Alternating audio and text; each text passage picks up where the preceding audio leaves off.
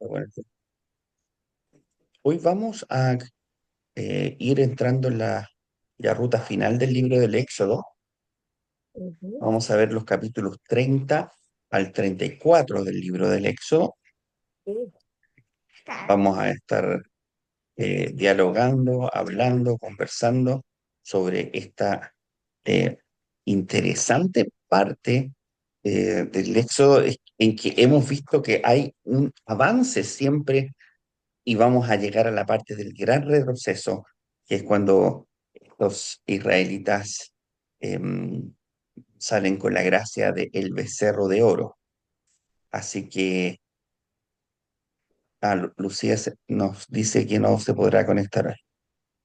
Em, Vamos a ver un poco en esta clase, ya nos van a quedar, o sea, le dije los capítulos 30 al 34, nos quedan yo creo que dos sesiones más o tres, dependiendo, todavía no he diseñado los estudios de esos capítulos, pero ahí vamos a ver.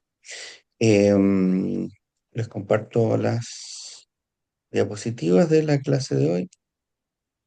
Comienzo con un resumen de lo que es cada capítulo que vamos a ver.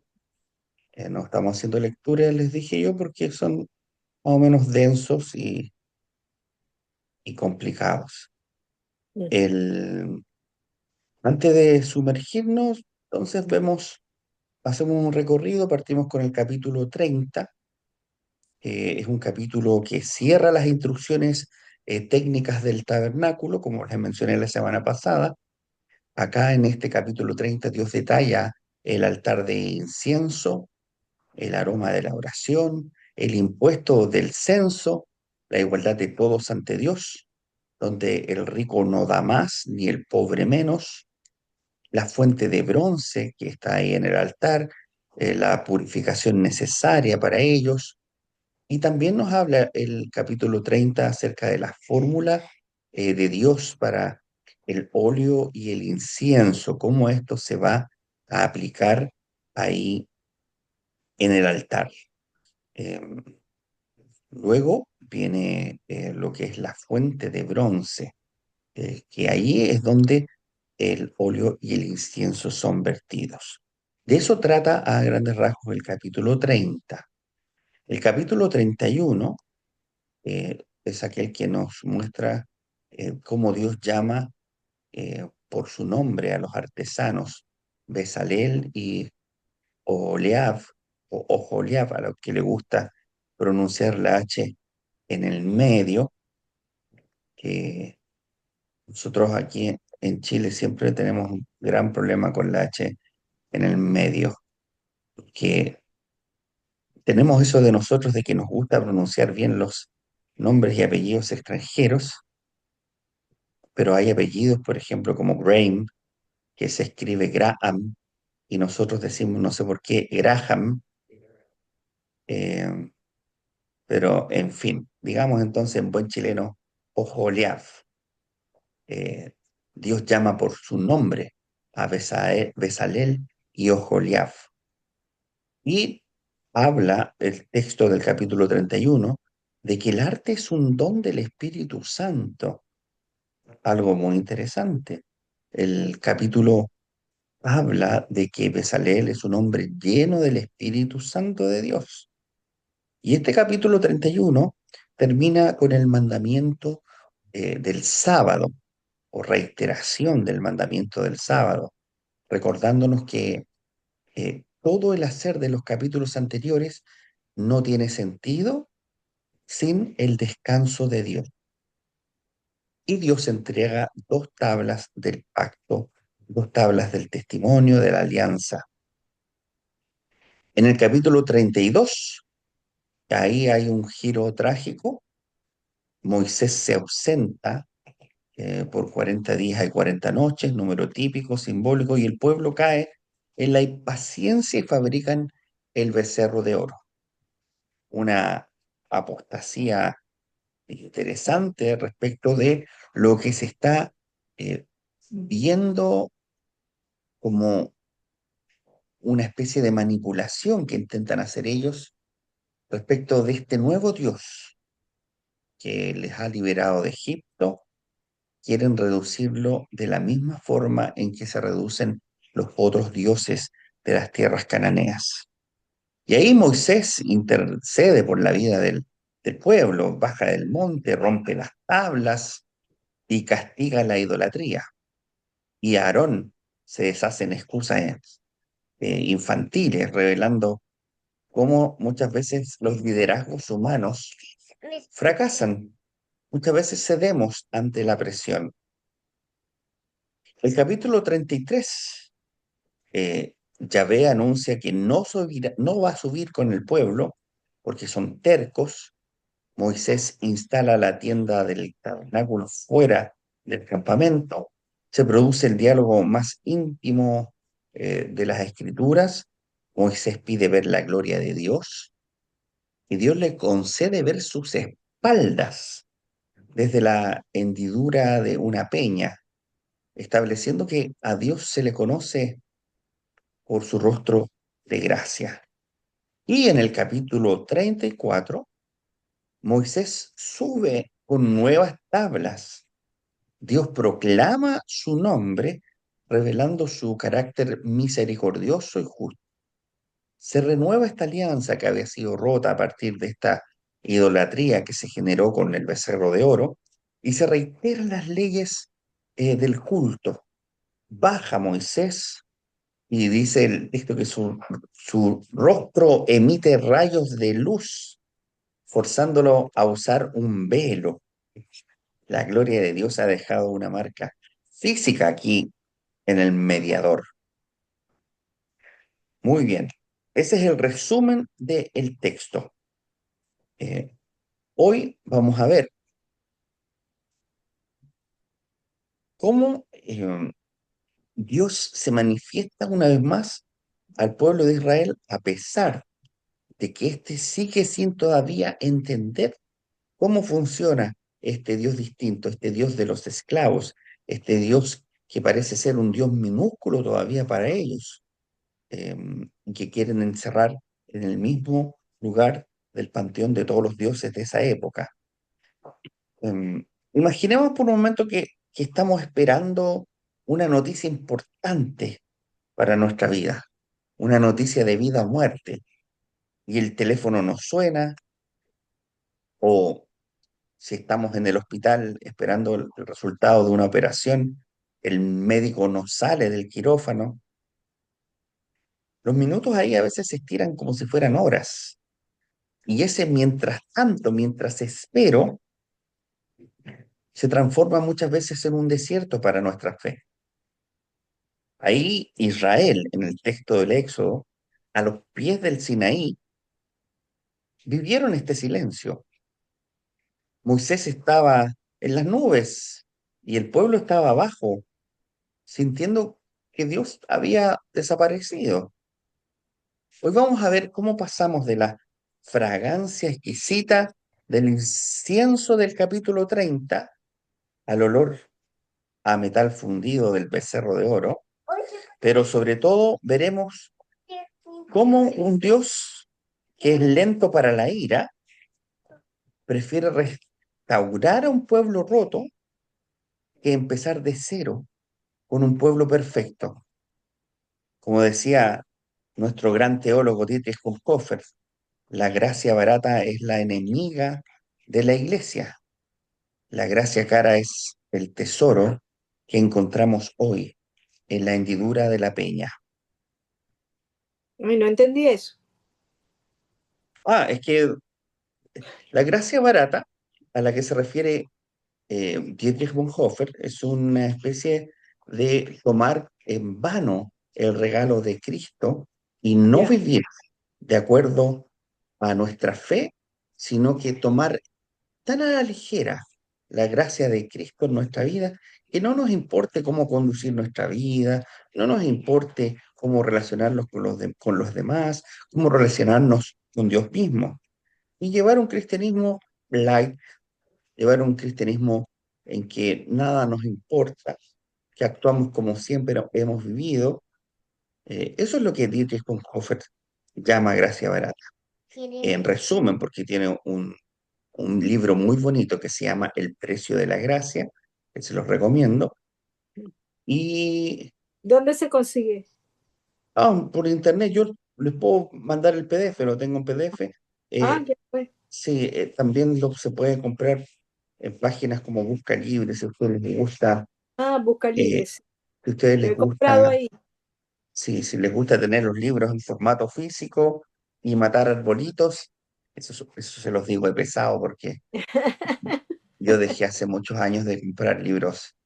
Estoy, estoy yo dejando al planeta sin agua nomás con lo digital, Wow, pero pero es que es tan cómodo, de verdad. Yo también pues, tiendo a hacer eso, pero de verdad que no hay nada como un libro. O sea, sí, es que yo ya no lo sabría decir porque no yo ahora todo sé. lo leo. De hecho, yo me compré hace muchos años una Kindle, que es una especie de lector digital de libros, que tiene tinta electrónica, que se llama así. Entonces, no daña la vista, no tiene la luz azul de las pantallas. Entonces, es como leer un libro. Ya. Entonces, Pero, em, puedo interrumpir brevemente. Lo bueno es que ahora sí, hay versiones, muchas librerías están sacando versiones digital y físico. Al menos los libros jurídicos, algunas editoriales, tú compras el libro y está en digital y físico. sí, así es, están en los dos Entonces, formatos. claro, claro, sí, el problema es cuando ¿No? tienes que trasladarte y son libros de estudio. Claro, sí. Yo, como les digo, yo también decía lo mismo que Karen. Y quizás si alguien me regalara una biblioteca con muchos libros y si yo no los leo los van a quemar a la basura, y yo diría que sí, quizás volvería a encontrarle el gusto al papel, pero hoy llevo ya más de 15 años ya que estoy leyendo en digital, así que he hecho tesis para posgrados solo con libros digitales, así que ya no me acuerdo cómo eran los libros de papel. Pero en fin, Seguiremos tu ejemplo. ¿qué cosa? Gracias. Seguiremos tu ejemplo. Ya, no, cada uno sigue su camino. Sí. Eh, todavía no lo consideramos pecado como sociedad. Así que, muy bien, entonces les voy a dejar yo el libro de la gracia, el título, se los voy a dejar por lo menos. Muy bien, vamos hacia adelante a lo que es la gracia de los detalles.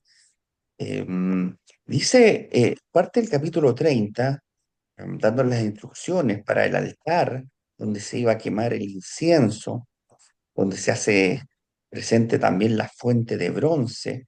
Y el Señor le dice a Moisés, mira, yo he elegido a Bezalel, lo he llenado del Espíritu de Dios, de sabiduría y de inteligencia. Em, Todo esto en una economía de la adoración, donde todos los distintos eh, materiales como la mirra, como el cinamomo, yo creo que ese es tiene un nombre eso más conocido que se me olvidó. Pero la mirra y el cinamomo no eran simples especias, sino que se tenía que recorrer la ruta del incienso, que ahí está marcada en el mapa que les marco, que una ruta que hoy en día está cerrada, o se cierra, se abre, se cierra, se abre, pasa el petróleo, cierran el petróleo, y así están hoy día. Ese es el mapa que les muestro ahí, donde dice Ruta del Incienso, es donde queda hoy Irán. ¿Sí estoy bien o no es ahí? No sé. ¿Es ahí o no? Yo creo que sí. Sí, sí, estoy bien, sí, estoy bien. Que ayer nomás estaba viendo un documental sobre Armenia, y Armenia queda por ahí, que Armenia es un país que queda por aquí. Ustedes no pueden ver. Donde dice Babylon, un poquito más arriba. Eh, y aquí está Israel, está Turquía, Turquía a la izquierda. Creo que estoy mirando mal el mapa. Bueno, eh, Pero por ahí, Jerusalén, arriba, allá arriba. sí, bueno, el asunto es que la ruta del incienso era algo que tomaba mucho, mucho tiempo. Eh, entonces, para poder conseguir los elementos de la adoración, necesitaban ellos mucha dedicación. No era llegar y hacer las cosas, sino que tenía una preparación de las especies. Y Dios pide acá invertir el botín de Egipto en algo que no se come ni se viste, que es la presencia de Dios. Todo el tesoro rescatado se quema en este altar del que estamos hablando en el capítulo 30. Es algo valioso, es algo que no se tiene solamente por dado, como decimos acá en Chile, el que quiere celeste que le cueste. Eh, la presencia de Dios no viene como algo dado. Y ahí es donde nosotros tenemos que tener presente lo que nos dice Dietrich Bonhoeffer respecto de la gracia barata. Nosotros no debemos considerar que porque llegamos todos los domingos, todos los sábados a su casa de oración y está todo ya preparado, todo listo, es algo que podemos banalizar en la mera rutina. Es decir, bueno, es mi rutina, vamos, en la iglesia está todo siempre, están siempre los de siempre, y si no están llegan otros, vamos allá nomás a rezarnos unos Padres Nuestros, a rezar el credo y a escuchar un sermón, cantar un himno, y siempre va a ser así mismo, y restarle el valor a lo que es la presencia de Dios en nuestra vida, como cuando compartimos la Santa Cena, la presencia de Cristo en medio de nosotros. No podemos nosotros trivializar esas experiencias litúrgicas desde un comienzo, desde que parte esta eh, institución litúrgica en el tabernáculo, con este nuevo Dios, entre comillas, eh, entre comillas, porque nosotros tenemos conocimiento de este Yahvé desde Israel en adelante. Y antes ya habían otros dioses registrados en los libros de las culturas del antiguo Medio Oriente. Entonces, no debemos banalizar lo que tenemos, porque el origen mismo que estamos viendo en los principios de Israel ya era algo en que la adoración a este Dios tiene sentido, tiene esfuerzo, tiene dedicación. Y por eso que son tantas las instrucciones que se dan, para que no las tomemos como algo dado, como algo barato. Y el incienso debe subir frente al velo, pues sin oración el ritual solo es estético. Eh, por eso es que se manda a hacer un altar, se manda a hacer una fuente de bronce, eh, y el altar del incienso, si lo miramos bien, se coloca delante del velo y el humo sube. Pablo Andinach nos dice que el incienso representa la oración que envuelve el sacrificio, porque sin oración el ritual es solo estética vacía.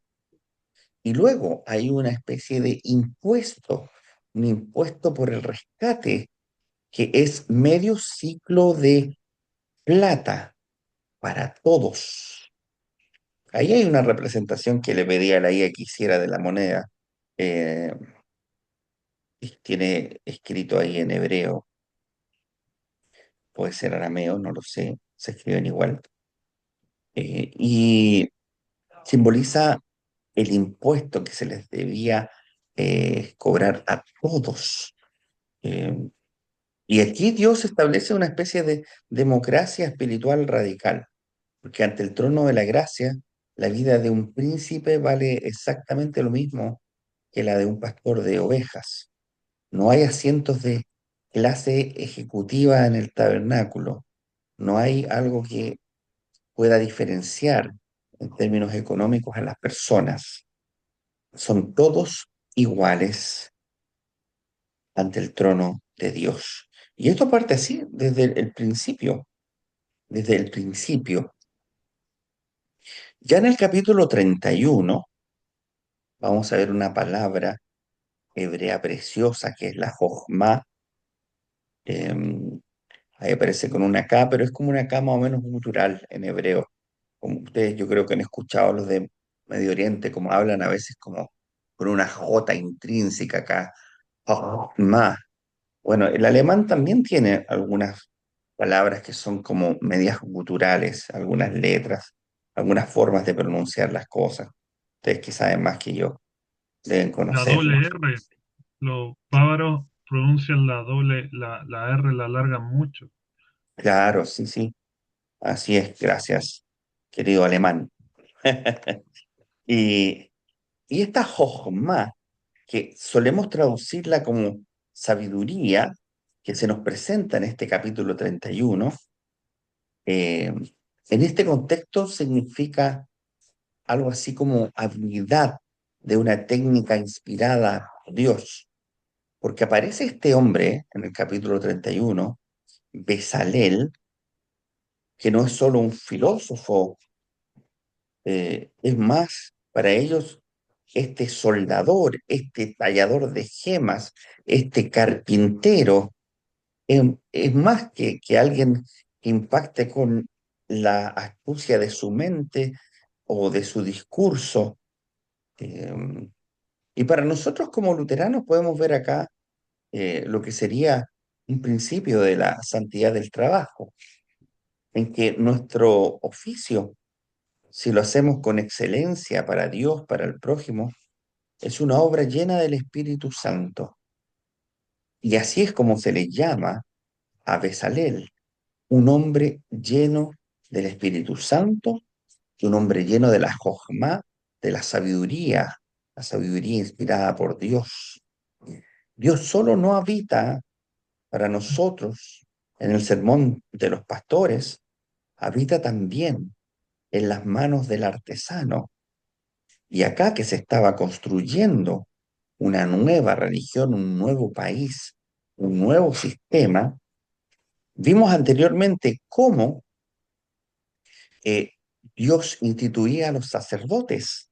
Vimos en la clase pasada cómo era todo este ritual, ¿cierto? La sangre en la oreja, en la mano, en el dedo del pie, pero en ningún ritual de institución y ordenación, por decirlo así, de los sacerdotes, se nos habla de que estos estuviesen llenos del Espíritu de Dios, como si nos lo dice respecto de este artesano, de este obrero Bezalel, lo cual algo nos tiene que hacer ruido a nosotros. Este Bezalel, soldador, tallador, la primera persona llena del Espíritu Santo en la Biblia, tiene que hablarnos a nosotros. Yo creo que desde los mismos fundamentos del origen del pueblo de Israel, como luteranos podemos ver ya una especie de reminiscencia, un parecido a nuestra fe. Y no voy a ser tan, eh, sé- no sé qué término usar, altanero. Hay denominaciones que ven sus orígenes en la Biblia misma.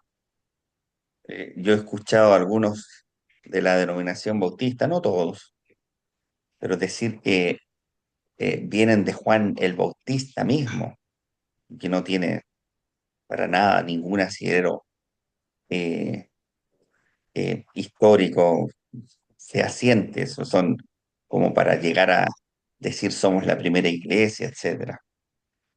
Bueno, la Iglesia Católica también tiene algunos, no todos, esa manía de ver sus orígenes como institución en la Biblia misma. Y usted puede escuchar, y creo que lo ha escuchado, que dicen que Pedro es el primer papa, cuando la institución del papado ocurre siglos después, tal como la conocemos hoy. La misma Iglesia Católica Apostólica Romana nace después de Constantino, entonces eso ya siglo cuarto. Mm, Por mucho que me gustaría decir que Yahvé era luterano, no podemos sostener eso, pero sí podemos eh, pero sí podemos decir que encontramos ciertos parecidos en los orígenes de este pueblo de Israel con lo que finalmente hoy somos nosotros como luteranos. Eh, y el capítulo 31 termina con el sábado. Eh, Walter Brueggemann, un teólogo, un biblista más que teólogo, diría yo, hace una observación brillante. Él dice que el sábado es la resistencia contra la ansiedad de la producción. En Egipto, los israelitas eran máquinas de ladrillos. Sin embargo, en el Sinaí, eh, Dios les dice, si ustedes no descansan, van a terminar fabricando ídolos. La falta de descanso es algo así como el caldo de cultivo de la idolatría. El sábado es una resistencia contra el activismo tóxico, es el recordatorio de que somos hijos e hijas de Dios y no meramente herramientas de trabajo. Pero el pueblo de Israel no lo entendió así. Ocurre un sincretismo regresivo en lo que ellos hacen. En el capítulo 32 dice, viendo el pueblo que Moisés tardaba, le dijeron a Aarón, fabrícanos un dios. Aarón tomó el oro y fundió un becerro, y Moisés bajó y al ver el becerro arrojó las tablas haciéndolas añicos. ¿Por qué un becerro? Aquí es donde Israel Finkelstein, uno de nuestros profesores en este curso del Éxodo, nos recuerda que el toro era el pedestal del dios cananeo Baal. Recordemos que Israel va a terminar asentándose en Canaán. Si bien es cierto, ahora estamos en el Sinaí, que queda a unos pasos todavía, cuando se construye el relato del Éxodo, lo más probable es que haya sido siglos y siglos después de que ellos ya se hubiesen asentado en la antigua tierra de Canaán, lo que es Israel en este contexto, lo que es Israel hoy, aunque el de hoy están desde el año 1940 y algo, 47, 48, me recordarán ustedes, pero es al fin y al cabo la tierra de Canaán, donde era presencia notable el dios Baal, que se representaba con un toro en un pedestal. El pueblo no quería un Dios nuevo. Lo que quieren ellos es un Yahvé domesticado, como el Dios del trueno y la nube es impredecible. El becerro es silencioso, se puede cargar, se puede tocar. Es un sincretismo regresivo, es como volver a mezclarnos con las otras religiones, que eso es como la palabra sincretismo, si la han escuchado otra vez, es como mezclar cosas y se aplica mucho a la religión. Hay gente que tiene una vida sincrética, hay gente que dice, no, yo guardo el día sábado y no hago nada el día sábado, como lo hacen los judíos, pero creo que Cristo es el único que me salva. ¿Qué pasa si no guardas el sábado? No, pues si no guardo el sábado, tampoco me salvo. Hay como una mezcla, hay como, o sea, ¿eres judío o eres cristiano? Hay religiones que son así, como los testigos de Jehová o los adventistas. Es una mezcla, un sincretismo entre judaísmo y cristianismo. Y miren la ironía de Aarón, el sacerdote. Hace muy poco, en los capítulos atrás, vimos cómo este Aarón era eh, ungido, ordenado, pongámosle el nombre que ustedes quieran, como sacerdote, y ahora vemos a un hombre que pierde el liderazgo y que el pueblo se lo gana y responde, yo eché el oro al fuego y salió este becerro, como si fuese un accidente de Sí, fundición. Cuando Moisés le pregunta, cuando es interpelado, ¿qué pasó acá? Él se lava las manos, como yo tiré, como que por arte de magia, eh, se hubiese generado, fabricado este becerro de oro. No por arte de magia, de la nada salió. Es la cobardía del líder que no quiere enfrentar la ansiedad del pueblo. Moisés, en cambio, rompe las tablas. Y esto no es un ataque de nervios, no es que Moisés se haya puesto nervioso, sino que es un acto legal. Al romper el contrato, el pacto muere, la alianza se acaba entre Dios e Israel. Israel vuelve a ser un pueblo sin Dios en medio del desierto. Entonces, no es tan a la ligera esto que ocurre del becerro de oro, es una cuestión que simboliza el quiebre del pacto entre Dios e Israel. ¿Cuáles son nuestros becerros de oro modernos? Muchos. Tenemos Los nosotros, políticos, sí, la cuenta bancaria a veces, el control sobre la Eh, familia, El poder para controlar a todos. claro. Que nuestros becerros de oro, el becerro de oro surge de la impaciencia de no querer esperar a un Dios que se está demorando en llegar a mi vida. Yo quiero algo al tiro ya que yo pueda controlar, que yo pueda darle forma con mi oro y pueda manejar, no un Dios que trabaje a la pinta de él, sino que trabaje a la pinta mía. Y muchas veces en nuestra vida, eh, como les decía al principio, cuando eh, pensamos que todo está dado y regalado, le quitamos el valor a la gracia de Dios en nuestras vidas. Y Moisés hace algo increíble. Eh, Moisés intercede ante Dios. Señor, ¿qué van a decir los egipcios? Dirán que los sacaste para matarlos, les dice Moisés a Dios. Moisés apela a la memoria de Dios eh,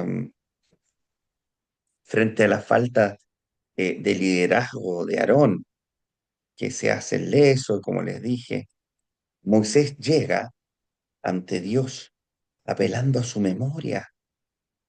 Ya, pues Señor, si tú nos sacaste de Egipto, como si Dios no supiera, Ese- pero, pero saben, esto es lo mismo que vemos cuando estudiamos el libro de Génesis, yo espero que se acuerden, cuando Abraham negocia con Dios respecto de Sodoma y Gomorra. ¿Se acuerdan o no? Sí, Y le dice, si hay 100 justos, ¿destruirás la ciudad? Si hay 100 justos, no la destruiré. Y ella empieza a bajar, 70, 60, 50, 10 justos. Y en el fondo yo creo que no se trata tanto de que Dios se deje hacer tonto, sino que Dios mira en estas personas que por amor tratan de convencer a Dios que no haga justicia, sino que tenga misericordia. No es que Moisés piense que Yahvé es tonto y que se le olvidó que él mismo lo sacó de Egipto, sino es un Kyrie eleison, un Señor ten piedad, de los primeros que vemos eh, en esta relación litúrgica de Moisés con el pueblo de Israel. Señor, ten piedad de nosotros, es lo que le dice Moisés. Tenemos un liderazgo que es frágil, somos hombres, caemos ante eh, tanto la tentación de ir y volver a hacer lo de antes, como de estar también bien con el pueblo en el caso de Aarón, el sumo sacerdote. Mire cómo cayó de rápido. Hace, como les dije, hace unos capítulos atrás, muy poco, el capítulo pasado, estaba siendo ya ungido, ordenado al sumo sacerdocio, se le dieron sus vestiduras, sus instrucciones, y ya la primera en que lo deja solo Moisés, ¡pum! Becerro de oro. Y se rompe esta, esta alianza, este pacto. Como les dije, en el antiguo Medio Oriente, destruir el documento de un tratado era la fórmula legal de anularlo. Se acaba el Yahvé e Israel como una sociedad.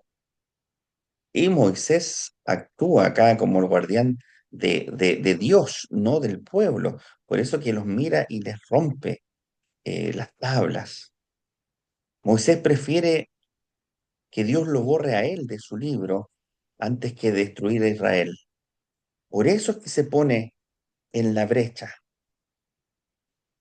Em, Voy a apagar esta cosa, pero un momento.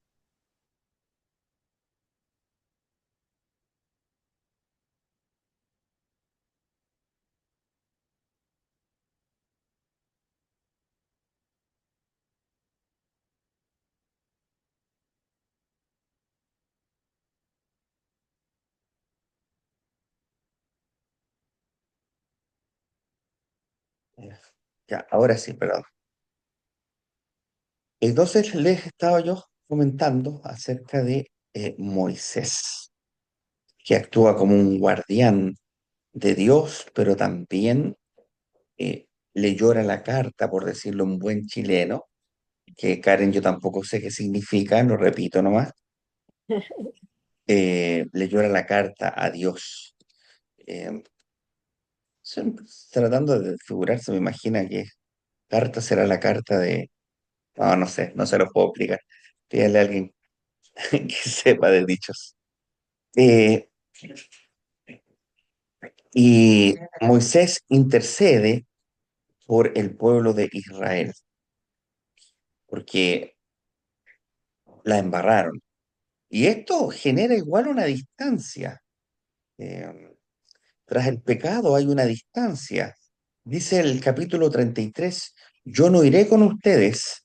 Y Moisés, ¿qué hace? Instala la tienda del encuentro fuera de, el núcleo donde están todas las carpas de todos los demás. La presencia divina absoluta choca con la rebelión. Eh, Caminar en medio del pueblo los podría consumir y se produce el exilio de la presencia. Moisés mueve la tienda fuera del campamento. El pecado siempre genera aislamiento. Y sin embargo, desde esa distancia aterradora, Moisés se atreve a pedir lo imposible acá. Eh, Moisés le pide a Dios ver su gloria. Pide algo realmente descabellado. Dios, muéstrame tu gloria. Muéstrame tu gloria. Fíjese que Perdón, ujú, ¿eh? A qué se refiere la gloria? se refiere a la presencia de Dios. Presencia física. Claro, en realidad ellos todavía asimilaban a un Dios eh, no 100% eh, etéreo, sino físico, corporal. Y de hecho se utiliza mucho en el Antiguo Testamento los antropomorfismos, es decir, ver a Dios como con forma humana. Por eso que este texto también nos habla acerca de la espalda de Dios. Dios le dijo, puedes ver mi espalda. Ya. Eh, Pero y cuando decimos hoy en día, gloria a ujú. ti, Señor. No, lo ocupamos en términos castellánicos, castellanos, de que la gloria, la alabanza, la honra sea a Dios. Ok, Pero no es lo mismo que la gloria que en hebreo acá, la gloria, gloria de Dios, el Shekinah, es algo más profundo que para nosotros el mero significado español de la palabra gloria. El Shekinah es la presencia de Dios, es Él en su plenitud, mostrándose, manifestándose. Em, por lo tanto, lo que Dios pide, o sea, lo que Moisés pide es ver a Dios. Eso es lo ya. que él pide. Y aquí algo interesante para nosotros es que en la disputa de Heidelberg, Martín Lutero cita Éxodo 33:23, que dice, verás mis espaldas, mas no mi rostro. Y Lutero lo llama esto la teología de la cruz, que no podemos conocer a Dios en su majestad desnuda, porque eso nos cegaría. Solo ya, podemos conocerlo por la espalda, solo desde lejos, es decir, en los lugares donde parece que no está, en el sufrimiento, en la debilidad de la cruz, en la hendidura de la roca, de la peña, en el desierto con Israel. Dios se oculta para revelarse. Entonces es como si quieres ver a Dios, no mires hacia arriba a contemplar eh, la magnitud del universo y su grandeza, sino que mira atrás en la historia de tu vida y verás el rastro de la misericordia de Dios, algo mucho más cercano. El credo del Éxodo, que aparece en estos capítulos, nos muestra que Dios va a renovar su alianza después de que Moisés le llora a Dios: tú nos sacaste, ya ve, Dios compasivo, lento para la ira y rico en amor. O sea, miren las palabras que le dice Moisés a Yahvé. Por favor, ten en consideración al pueblo de Israel, por favor. Y dice lento para la ira, que en realidad la traducción literal de esto, lento para la ira, es largo de narices. Ese es aquí comenzamos hablando de la jerga, acá también hay una jerga hebrea, a todo programado.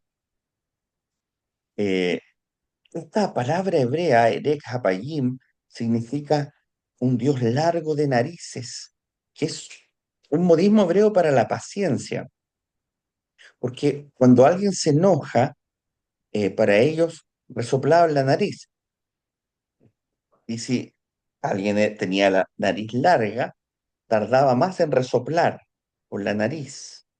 Entonces, lo que dice Moisés acá es: nuestro Dios es largo de narices, su paciencia es un espacio que Él nos regala para el arrepentimiento.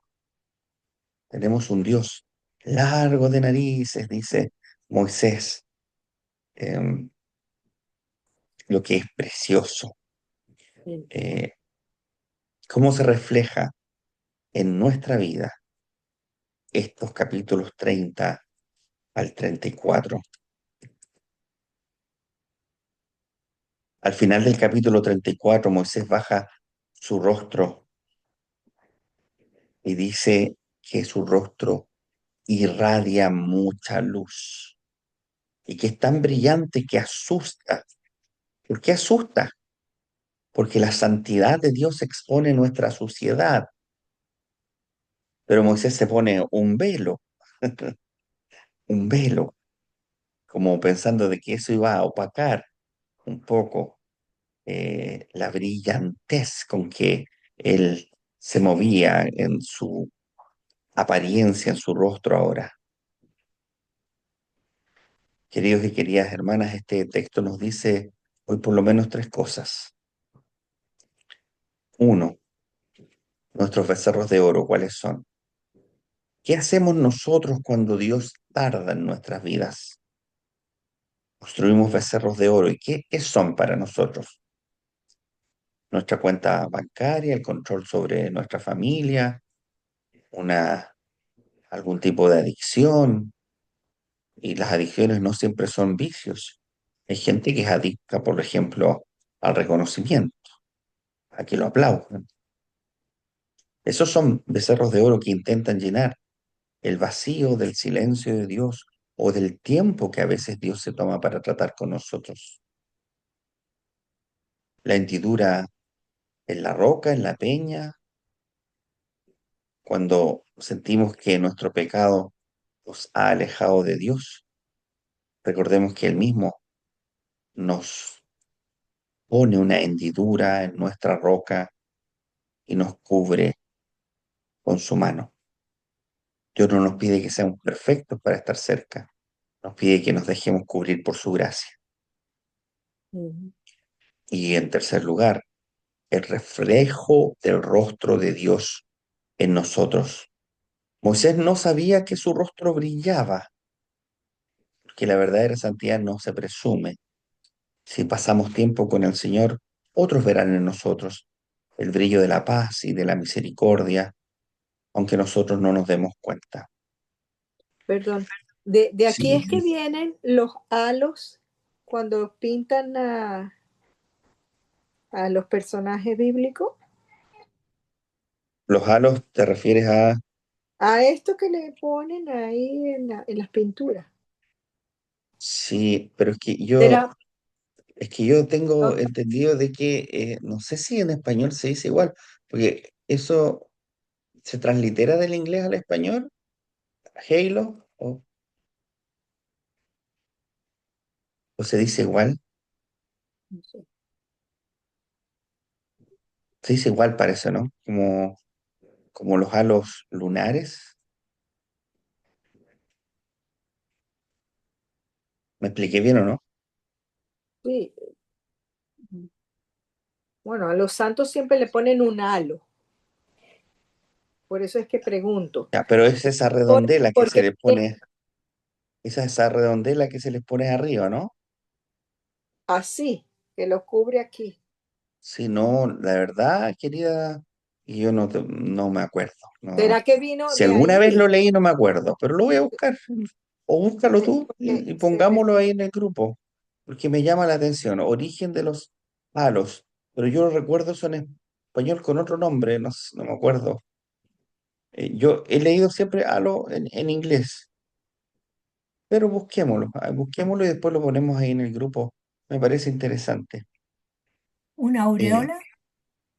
claro, algo así. Pero bien, no nos perdamos, no nos desviemos. Dejémoslo como tarea para la casa, esto del palo. Ahí a Alexander, que le gusta mucho googlear y ver el significado de las palabras, le Bueno, encargamos esta tarea ahí. ujú. Pero si Alexander no contesta y no lo pone, no nos pongamos a hacer becerros de oro, ¿ya?